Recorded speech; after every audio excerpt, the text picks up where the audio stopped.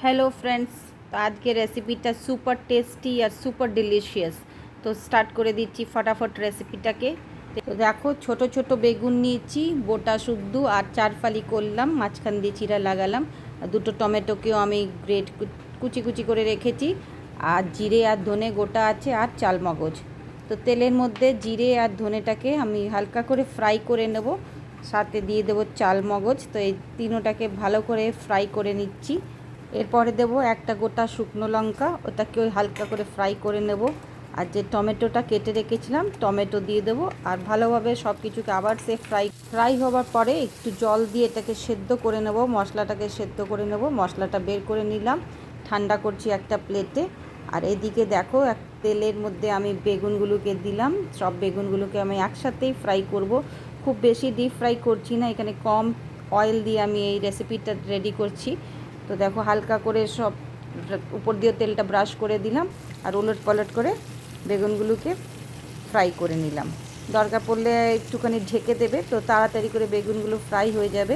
তোমাদের সাথে একটা টিপস শেয়ার করছি, বেগুন ভাজা যখনই করবে তো পুরো ভালোভাবে তেলটাকে গরম করবেন না, হালকা গরমেই বেগুনটা ফ্রাই করবে, তো দেখবে কম তেলে বেগুনটা ফ্রাই হয়ে যাবে। তো মিক্সচার গ্রাইন্ডারে আমি ওই মশলাটা নিয়ে নিলাম আর ওটাকে পেস্ট করে নিলাম। আর যেই তেলের মধ্যে আমি বেগুন ভেজেছিলাম ওখানে 1 চামচের মতন আমি কাশ্মীরি রেড মির্চ দিলাম আর সাথে দিয়ে দিলাম মগজ জিরে ধনের যে পেস্টটা করে রেখেছিলাম ওইটাকেও এই মশলার মধ্যে মিক্স করে দেবো আর ভালো করে একটুখানি কিছুক্ষণ অবধি ফ্রাই করব।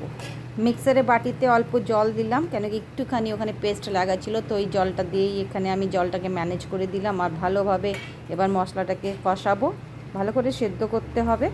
এবার একটু হলুদ দিলাম জাস্ট ফর কালার, হলুদ না দিলেও চলবে কিন্তু একটু হলুদ দিয়েছি। এখানে চিনি দিলাম না, তোমরা চিনি দিতে পারো, আমি একটু চিনি অ্যাভয়েড করি। আর অল্প নুন দিলাম এখানে, এই সময় একটুখানি অল্প নুন দিলাম, পরে দরকার পড়লে আরও দেওয়া যাবে। ভালো করে মশলাটা দেখো অয়েল বেরোতে লেগেছে, মানে আমার মশলা রেডি হয়ে গেছে। এবার ভাজা বেগুনগুলোকে দিয়ে দেবো। আজকের রেসিপিটা টোটালি ভেজ, এখানে পেঁয়াজ রসুন দিইনি, তোমরা চাইলে এটাতে পেঁয়াজ রসুন অ্যাড করতে পারো, কিন্তু আমার অনেকগুলো ভিউয়ার্স ফ্রেন্ডসরা বললো একটু ভেজিটেরিয়ান রেসিপি দেখাতে, তো আমি ওদের জন্য এটা শেয়ার করলাম। এবার অনেক হালকা হাতে পুরো মশলাটাকে বেগুনের সাথে কোট করব। ভালোভাবে কোট হয়ে যাওয়ার পরে হিসাব মতন জল দিলাম, যতটা গ্রেভি দরকার। তো এখানে আমি একটু মাখা মাখা করব, বেশি জল দেব না। আর এই জলটা একটু গরম করেই দিয়েছি, গরম জল দেবে না তো কুকিং প্রসেসটা স্লো ডাউন হয়ে যায়।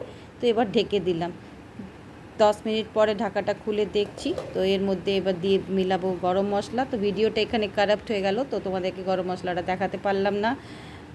নামাবার আগে ধনে পাতা আর কসুরি মেথি দিলাম, ব্যাস রেডি হয়ে গেল একটা দারুণ স্বাদের মশালা বেগুন। তো তোমাদের রেসিপিটা কেমন লাগলো আমায় জানাবে।